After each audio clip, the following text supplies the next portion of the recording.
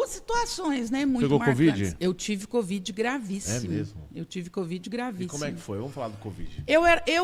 Da minha casa, eu estava melhor. Na época, eu estava correndo, 2021. Correndo, estava magra, estava com 18% de gordura corporal, correndo 7 km por dia. Falei, se eu pegar esse negócio, janeiro de 2021... Vai dar nada. Aquela cepa Manaus gravíssima. Falei, não vai dar nada. Preocupei mais com meu esposo, porque ele tem asma, bronquite. Falei, se ele pegar, ele vai dar ruim. A gente contraiu o Covid, todo mundo em casa pegou o Covid. E eu imaginei, falei, se tiver aqui alguém que cuidar, vai ser ele. Realmente ele agravou um pouquinho, teve que ir para o oxigênio, mesmo em casa ele usava catéter de oxigênio, enfim. Os meus filhos também, e eu cuidei de todo mundo durante 10 dias.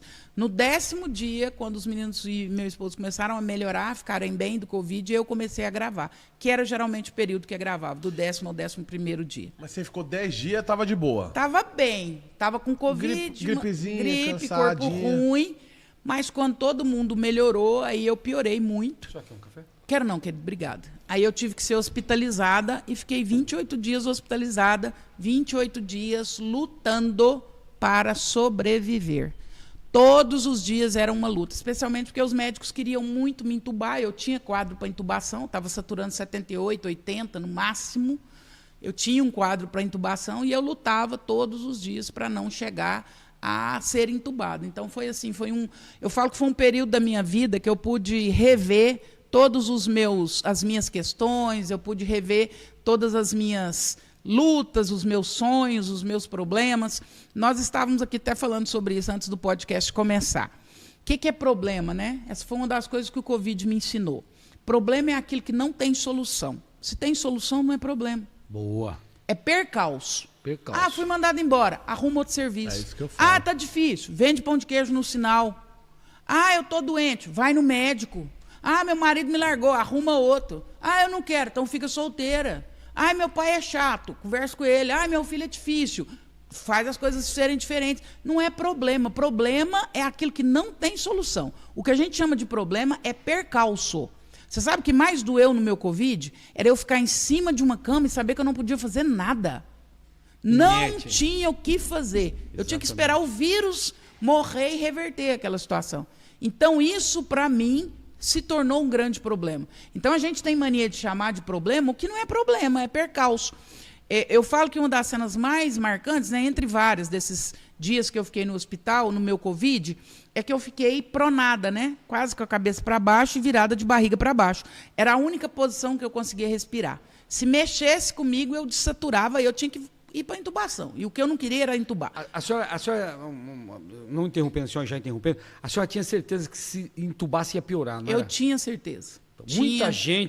Muita gente piorou por causa da intubação. Quando eu intubava, geralmente falavam que já era, vai intubar, né? Era difícil voltar. E não é só pela intubação em si. É porque, primeiro, que se você for intubado, é sinal que você já está muito grave. Muito grave. Esse já é um fator que pesa. Segundo fator, antes do Covid, e hoje ainda, quem intuba é quem tem residência em urgência e emergência, ou seja, UTI, ou anestesista. Não é todos os médicos que têm habilidade para intubar. Ou é intensivista ou é anestesista. O que acontecia no Covid? O trem estava tão louco que médico que formou um mês, no outro mês eu estava intubando. Então, a habilidade de intubação, ela contava muito. Então, por isso que o número de óbitos era muito alto. Entendi. Como eu estava com 88% do pulmão comprometido, eu tinha certeza que se eu fosse para intubação, eu não ia conseguir voltar. Então, foi muito difícil. E ali naqueles 28 dias, a minha vida inteira passou pela minha cabeça e eu fiz uma revisão de vida. Eu pude olhar para as minhas prioridades, para os meus problemas. Eu falava, gente, o tanto que eu reclamo de trabalhar, eu chorava de vontade de trabalhar em cima daquela cama do hospital e não podia, não tinha condição mais. Não tinha o que fazer. Então, a gente fica chamando de problema o que não é problema. E aí eu falo que é um fato que me marcou muito, né? Porque como eu ficava pronada, não podia me mexer, meu marido ficou todos os dias com uma cadeira sentado do meu lado. E essa eu falo que foi uma das maiores provas de amor que eu já tive da minha vida. Todos os dias ele recebia mensagem. Deixa eu revezar no hospital com você, você está muito cansado. E ele sempre respondia, eu entrei com ela, eu só saio com ela. Puxa, eu não piso no passeio desse hospital sem ela. Então, se eu entrei com ela, eu só vou sair com ela. Muito obrigado, mas eu não vou revezar. E ele ficava do meu lado diuturnamente. Isso emociona a senhora, né? Muito. E eu tinha muita dificuldade de respirar e eu ficava chamando ele o tempo inteiro, era horroroso. E um dia chegou uma enfermeira no meu quarto, você imagine eu costumo dizer isso, não é por vaidade não, é a mesma Andréia aqui, ó. Só que em 2021 nós estamos falando de só 4 anos atrás. Com o mesmo currículo, com o mesmo número de viagens, com o mesmo número de graduação, sabendo tudo que eu sei, é a mesma Andréia.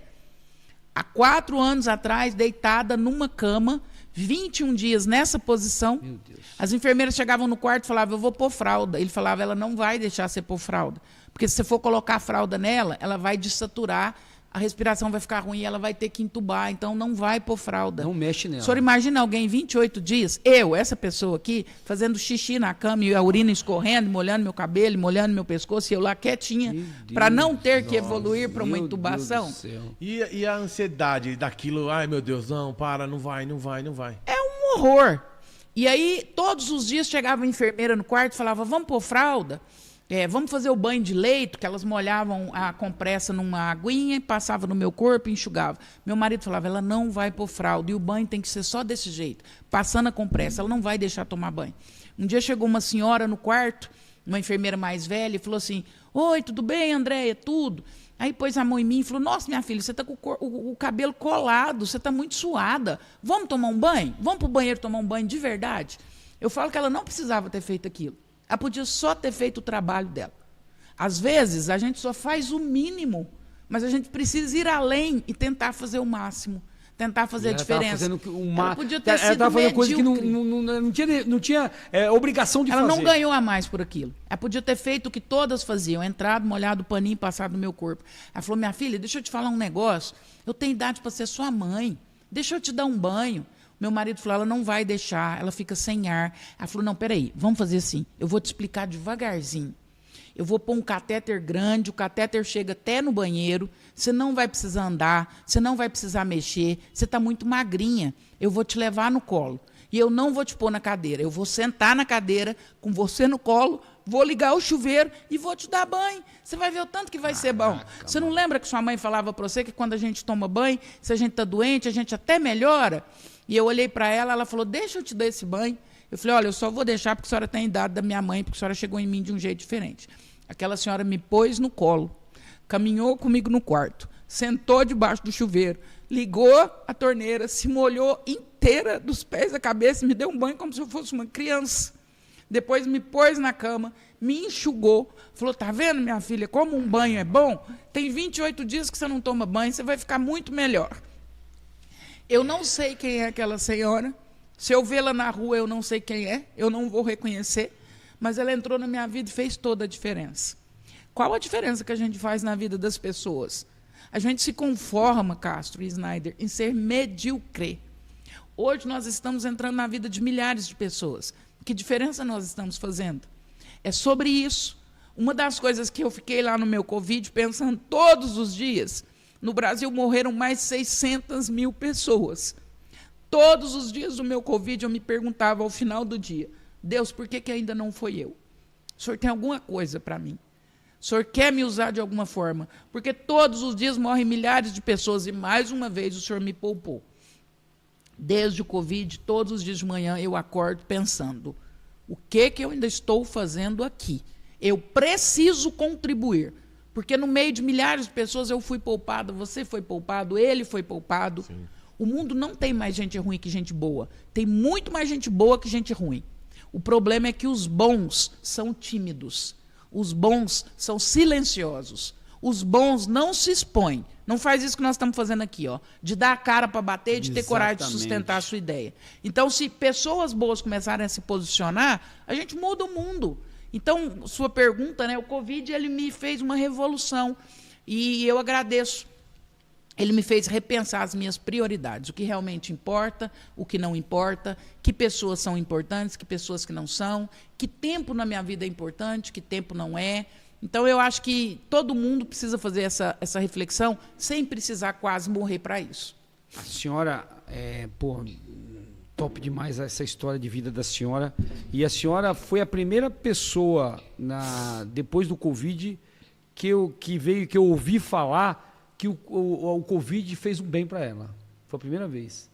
Parabéns pela história da senhora, parabéns pela história de superação, Parabéns por a senhora, porque a senhora, o fato da senhora estar aqui falando, a senhora não sabe o quanto, nós estamos agora com mais de 8 mil pessoas ao vivo, a senhora não sabe quantas pessoas estão sendo motivadas, acalentadas pelo que a senhora está falando. Ah, coisa boa. É coisa de Deus Porque mesmo. às vezes a pessoa vê tô com um problema, né? E eu falo isso várias vezes em podcast, falo, rapaziada, vocês não têm problema.